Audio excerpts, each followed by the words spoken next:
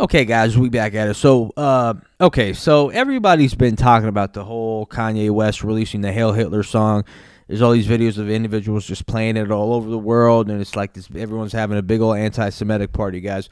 Which I'm gonna be honest with you guys. There's nothing cool about being genuinely anti-Semitic, anti-Jewish, because obviously, there's this whole situation going on with Israel and Palestine. There's this narrative that the Jews control everything and they control our Congress and they're manipulating politics and this and that. There's always these, obviously a lot of the corruption and stuff that's going on in Washington. People link it to Jewish identifying individuals, but we have to separate the Zionists from the Jewish population. You gotta also be wary of the fact that the Jewish population, the anti-Zionist Jews, right, are the ones who are actually possibly the biggest defense against what's going on here, whether it be in Israel and Palestine, whether it be here, with the Israeli lobby and this and that. They are the biggest proponents of defending the other side, and they defend their Jewish religion. They don't associate Judaism with that extreme form of Zionism or whatever they're practicing there. In fact, most Zionists are neocon Christians or ethnically identifying Jews who aren't necessarily practicing Jews. So fuck Kanye West for that shit, because only unintelligent morons conflate the two, right? And which is what he is. I mean, he got Kim Kardashian pregnant. The dude's a moron. It is what it is, right? So, everybody's they're putting a little 2 cents into it. We got a Russell Brand, which seems to be looks like he was sort of defending. By the way, all the idiots are defending Kanye West's song, but Russell Brand is defending, or he's trying to rationalize a song called Hail Hitler. Yes, this even in the Kanye video, where he's doing that Heil Hitler, I see playing it. I don't think that Kanye is saying, do you know what? Hitler's a good player. He might be. I don't know. Let's look at it and let him talk for himself. He's a competent and great artist, capable for speaking for himself. But what I sense in it as an observer is he's playing. He's trying to bring ideas together and create a result in a culture that rewards homogeneity.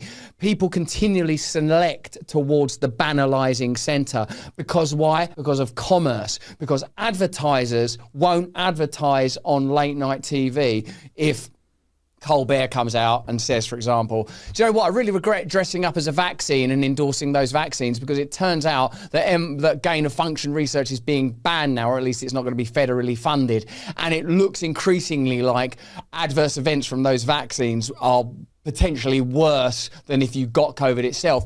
And by the way, COVID, it looks like, was somewhat funded by the American taxpayer through DARPA and the Eco Health Alliance. So I've really been on the wrong side here.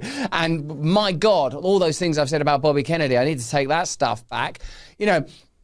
You can't say that because you won't get the advertising from Pfizer. But not only Pfizer, not even just the obvious links like that. It's more tangential and more amorphous. So my point is this: the people that occupy the center ground in the culture are compromised. They'll always be compromised. Even avant-garde artists are this. Who's avant-garde in the mainstream now? Who's like, whoa, this person's pushing buttons.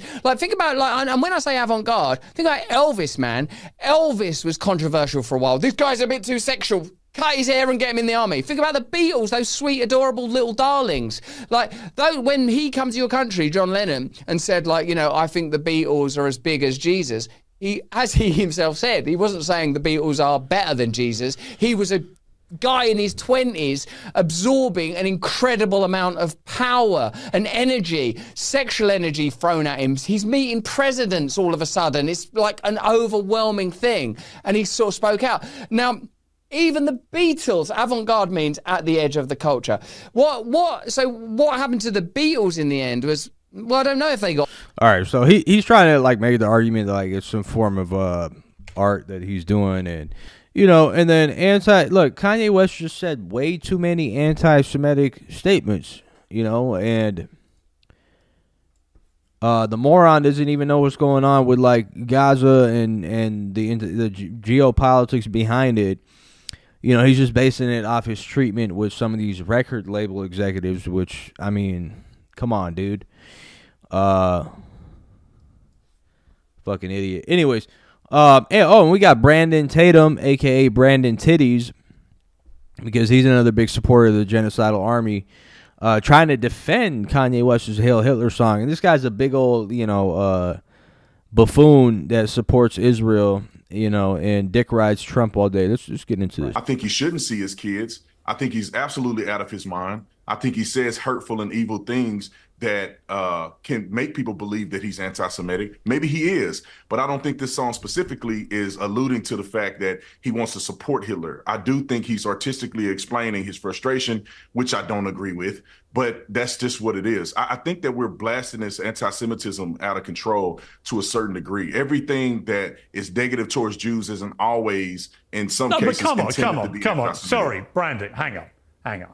I don't disagree with you about people often go from, 0 to 100 very quickly and branding people racist and so on and anti-Semitic and so on. That's not what we're dealing with here. This guy has spent sometimes, 10 hours on X spewing anti-Jewish sentiment. I see it all the time. Pierce, that could also be true.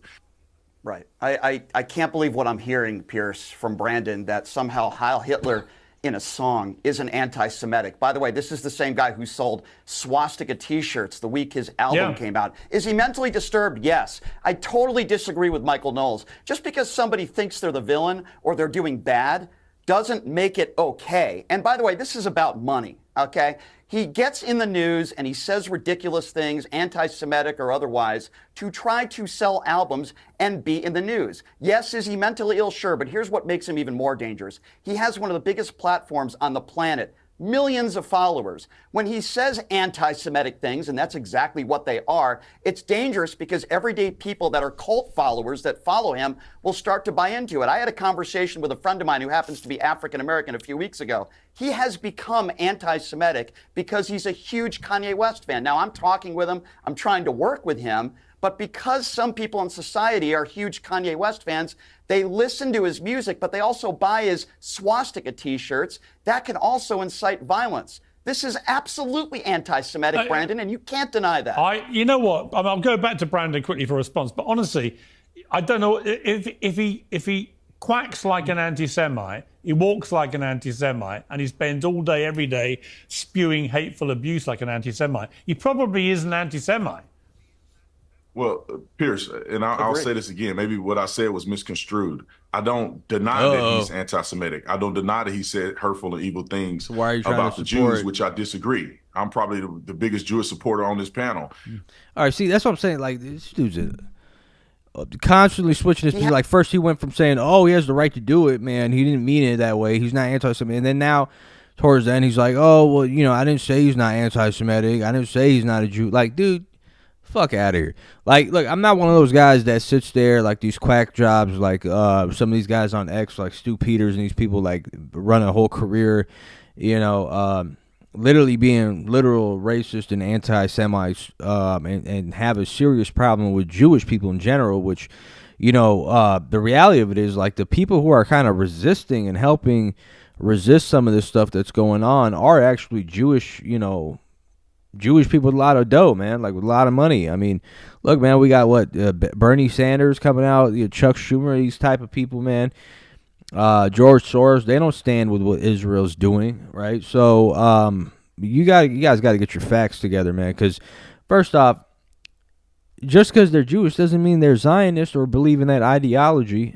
It just, again, there's so many strains of there's levels to this shit. So when people come out and say, I'm going to praise Hitler because he was against the Jews, which he was, and I don't believe that, a lot of people say, the Holocaust, there wasn't that many people that actually died and this and that, regardless, right? There was a lot of persecution. There was a lot of people who were, targeted by regimes because they were Jewish, and, that's a real fucking thing, right? I'll never stand for Israel, but I'll definitely defend the Jewish brothers and sisters, man, straight up. Anyways, man, let me know what you guys think in the comment section down below, man. Like, comment, and subscribe.